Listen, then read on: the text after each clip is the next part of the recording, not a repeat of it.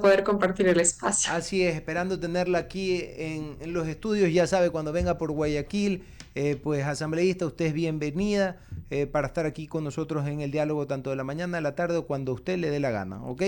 Estos son sus micrófonos. Camila, yo tengo que hacerle una consulta y es sobre el tema este de la ley de inteligencia. Cuéntenos un poco cómo se ha movido el tema en la asamblea, porque son algunas leyes las que se han propuesto. Me parece muy interesante cómo se ha movido el bloque de ADN, cómo se han ido adheriendo otros asambleístas y cómo han manejado en materia legislativa gente que no creyeron, como decían algunos, que podían hacerlo y lo están haciendo muy bien. Cuéntenos un poco. No, en realidad yo creo que todas las iniciativas de ley que se están manejando son temas emergentes, ¿no? Temas que son muy importantes para el Ecuador. Entonces, estamos viendo cómo van funcionando las cosas, estamos intentando que esto sea como un engranaje y que salgan de una vez por todas este tema de las banderas políticas por sobre la gente, porque la anterior asamblea todos sabemos que estaban acostumbrados a que en la anterior asamblea hagan las cosas por su conveniencia y se iban así. En este momento creo que ya la asamblea ya se nota distinto, o sea, realmente se ve ese esfuerzo para realmente legislar por y para la gente y es obviamente lo que yo voy a hacer también desde mi comisión, desde mi presidencia de la Comisión de Biodiversidad y Recursos Naturales. Perfecto. Hablando de recursos naturales, yo soy profesor de Derecho de Recursos Naturales No Renovables y el tema de la biodiversidad y el tema del ambiente. ¿Cuál es la posición que van a tener respecto del cuidado del ambiente, al mismo tiempo de la aplicabilidad de la ley? Porque la ley es buena, la ley ecuatoriana es muy buena, pero quizás el momento de aplicarla, el momento de otorgar los permisos no se dan o se dan mal, etcétera, etcétera, etcétera. ¿Qué acciones se van a tomar? ¿Van a llamar a los gobiernos autónomos descentralizados, al mismo Ministerio del Ambiente? ¿Cómo van a coordinar reglamentos, etcétera, etcétera? Cuéntenos un poco. Siempre es muy importante que tengamos en cuenta que lo más importante es la medida. Creo que una de las cosas que nos pasa y creo que el ejemplo más fuerte que tenemos en este momento o el más polémico es lo que pasó con la ley LOBDA esta semana con la ley animal, es que hay un champús de opiniones. Todo el mundo, y debe haber las mesas de trabajo, ojo, pero hay que evitar que la balanza se incline mucho hacia uno de los lugares. Creo que si es que legislamos debe ser responsablemente por y para la gente que habita, los ciudadanos que habitan el país. Entonces, considero que tiene que ser una posición sumamente medida, sumamente estratégica, por supuesto, en temas crimen organizado, en temas minería ilegal. En eso sí que ya no podemos ser medidos, ahí sí tenemos que entrar con mano dura y tenemos que entrar con todo a terminar con la minería ilegal, pero en el resto de temas, como le decía, por ejemplo, en la ley LOBDA que vimos esta semana, es importante siempre mantener la medida para que no pase lo que pasó esta semana, que es que se archivó. Cuéntenos un poco el tema de la misma ley, porque la verdad nos llama mucho la atención el tema del cuidado de los animales, etcétera, etcétera. Yo soy animalista también, como ya le dije hace un momento, y por eso introduje todo este tema. Y para hablarlo y tratarlo, porque muchas personas están a favor, están en contra, se molestan, y el maltrato animal existe todavía. Cuéntenos un poco. Bueno, le comento, la ley LOBDA nace en base a una sentencia de la Corte Constitucional, que es en el caso que todos conocen como el caso de la mona estrellita, que habla de una mona chorongo que estuvo 18 años Maltrato, viviendo en cautiverio, digamos. Estuvo directo. ahí con su dueña viviendo en la casa, y básicamente la Corte Constitucional lo que nos pide es elaborar una ley de protección a los animales, definir cuáles son sus derechos, hasta dónde debemos ir, y nos da muchos criterios que nosotros tenemos que ir siguiendo para satisfacer, digamos, con esta ley. La sentencia expresa claramente que los animales son sujetos de derecho distintos y no equiparables a los de los seres humanos. Sin embargo, esto no se encuentra desarrollado en el proyecto con claridad. Y debo decir que ya cuando yo llegué, esto estaba en el segundo debate. Eso estaba en el segundo debate y ya habían hecho las observaciones en el pleno, entonces yo ya no podía hacer modificaciones a la ley. tuve que archivarla porque llego y me topo con que en el Pleno estaba una ley que tenía no una, sino dos inconstitucionalidades, que era una regresión de derechos y además de la regresión de derechos teníamos una vulneración directa a la consulta popular del 2011 en el tema de las peleas de gallos y las corridas de toros. Y no podemos atentar jamás contra la voluntad soberana de la gente. Además de que la escritura técnica legislativa estaba en muchos puntos mal, entonces esto iba a hacer que el proyecto sea realmente inaplicable. El proyecto de ley además no recoge los principios que determinó la Corte Constitucional. Por ejemplo, está el principio del indubio pro natura, que es este principio de la interacción biológica entre las especies, la sustentabilidad, la sostenibilidad, desde un ámbito del derecho de los animales, que es desde donde nosotros teníamos que abarcarlo, pero tampoco hay una correcta determinación de este principio. Y bueno, se incluyeron ciertos puntos que realmente en lugar de ayudar a los animales, estaban haciendo una regresión. Y los mismos animalistas salieron a marchar porque empezó como una ley, esto empezó hace 30 meses con una ley que era muy inclinada hacia el mundo animalista,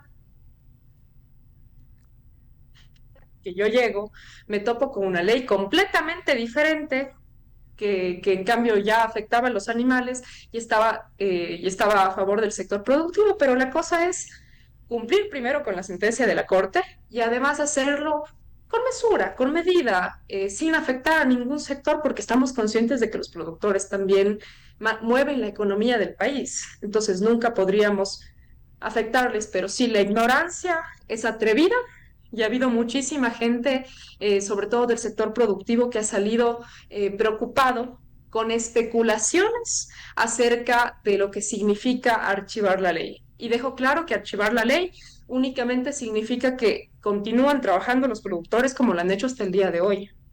Perfecto, Michelle. Asambleísta, Dale. buenas tardes. Muchísimas gracias por Pensé estar. que yo sí no soy Michelle. Yo sí no sé No, yo parece soy que tal Michelle. Un Michelle. gusto. Muchísimas gracias por estar con nosotros. Yo quisiera hablar justo del hecho que se archivó como tal la ley de protección animal. Y yo quisiera saber por qué. ¿Por qué se archiva esta ley? ¿Cuál es esta resistencia? También parecería ser que, y en Quito, más que todo, salen en las noticias unos casos extraordinarios de que chamuscan a una pobre perrita viva y evidentemente eso creo que son patrones de violencia muy claras en el Ecuador y de ahí nos quejamos porque hay problemas de crimen organizado, al revés. Es una cuestión hasta psiquiátrica ya. Si eres un torturador de animales, pues estás a un paso de ser un asesino en serie. Coméntame por qué hay esta resistencia. Yo no creo que es una mala ley, al revés. Yo creo que mostrar cariño hacia los animales en otras culturas es bien vista, como por ejemplo en el Torá o en el judaísmo se aplaude el cariño o el respeto a los animales, porque acá en el Ecuador no se puede ver eso. Totalmente. Bueno, lo que les hablaba de la ley y por qué se archivó es justamente porque la ley dejó de defender a los animales. Eso es muy importante y por eso los mismos animalistas, los mismos defensores de la vida animal están aplaudiendo en este momento que se haya archivado. Más bien los productores son los que están todavía, los que no están contentos con el archivo de la ley porque la ley de protección animal terminaba protegiendo al sector de la producción. Entonces, por eso hablaba hace un momento de que es importante tener ese equilibrio. Más allá de lo que le comentaba hace un momento del tema de las dos inconstitucionalidades que encontré, la una, como digo, vulnerando una consulta popular y la otra también cuando bajan las sanciones. Estamos hablando de una mala escritura técnica legislativa que iba a hacer que esto sea inaplicable. No tocaban, no palpaban bien el tema de la zoofilia tampoco. Y estaban bajando las sanciones, como decía, el valor de las multas, de las sanciones, no cumpliría con el principio de proporcionalidad que está establecido en la Constitución. Al establecer, por ejemplo, en infracciones muy graves contra los animales, penas de 1 a 3 salarios, o sea, hablamos de que hay sanciones leves, graves y muy graves. Uh -huh. y la más grave en este momento actualmente es de 10 salarios básicos. Estaban bajando las sanciones Ujú. a 3 salarios básicos unificados, cuando actualmente, como le digo, los otros cuerpos normativos protegen más a los animales en contra del maltrato, en contra de estos problemas, ¿no? Es un problema jurídico porque es una regresión de derechos. Y cualquier persona que sepa, que tenga una noción de derechos, sabe que la regresión de derechos no se puede dar, y menos desde el Pleno de la Asamblea Ujú. Nacional. El proyecto de ley tampoco contemplaba, por ejemplo, una prohibición expresa de experimentar con animales dentro de colegios o escuelas.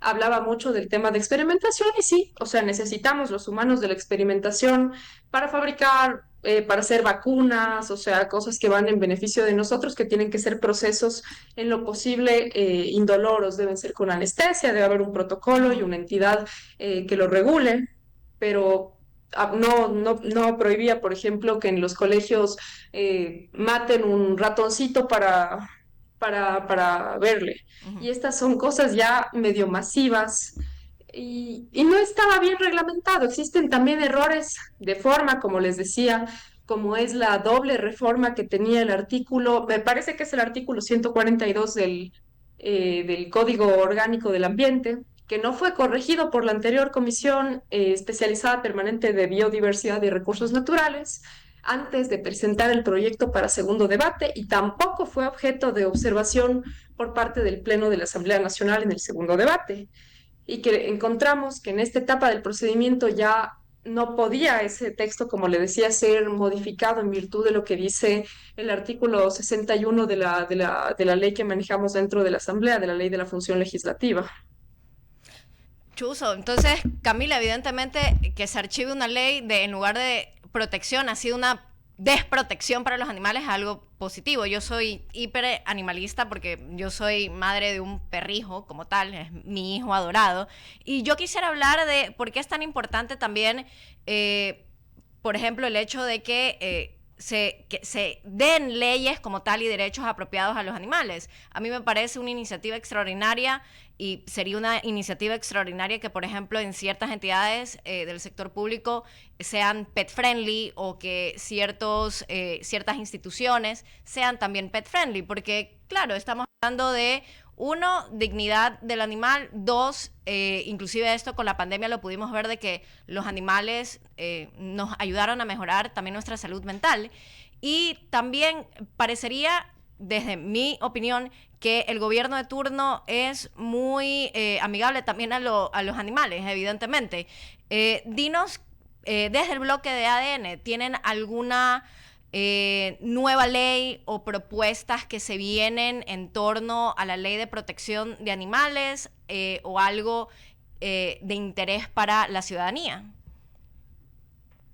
Desde que emocioné esta semana el archivo del proyecto de ley, le pedí también al presidente de la Asamblea que nos dé un plazo de 30 días para poder hacer conjuntamente entre la Comisión de Biodiversidad y Recursos Naturales con la coordinación jurídica de la Asamblea Nacional, poder hacer un comunicado, un documento para la Corte Constitucional en donde le motivemos el por qué hemos tomado la decisión de archivar el proyecto de ley, porque obviamente al ser una sentencia de la Corte Constitucional es un tema que no podemos dejar pasar, es un tema que es obligatorio su cumplimiento.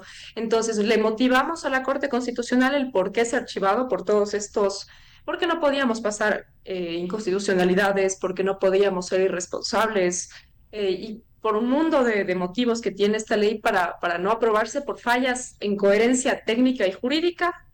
Y de aquí sí, la Corte Constitucional debería darnos un nuevo plazo para poder hacer una nueva ley que sea apegada a la sentencia. Sin embargo, sí es súper importante dejar claro que jamás estamos pensando en afectar al sector productivo del Ecuador. El sector productivo también es sumamente importante para el país, y más allá de que vamos a velar por los animales, de que vamos a hacer todo para que esta ley realmente proteja sus derechos y pueda funcionar con normalidad, pueda ser aplicable. también tenemos que dejar claro que la labor que hacen los productores es muy importante y que si es que nos excediéramos en la nueva ley en un tema para el cuidado de los Ujú, animales, podríamos en cierto punto llegar a afectarle al sector productivo del Ecuador. ujú. Justamente lo que no queremos nunca es que se encarezca el huevo, que se encarezca la leche, que se encarezca la carne. Entonces, básicamente eso quiero dejar sumamente claro que apoyamos también el sector productivo del país. El gobierno y la asamblea ama a los animales. Yo, en lo personal, amo a los animales y queremos brindarles protección, pero sin dejar desprotegido en lo absoluto el sector productivo. Creo que en la medida está lo más importante de la esencia que tenemos que manejar dentro de nuestros proyectos de ley. Muchísimas gracias, Camila León, asambleísta por ADN, aquí en Radio I99. Así es, siempre bienvenida. Pues Muchísimas gracias. nos vemos. Bueno, vamos justamente con más. No sé, Wendy, si es que esté para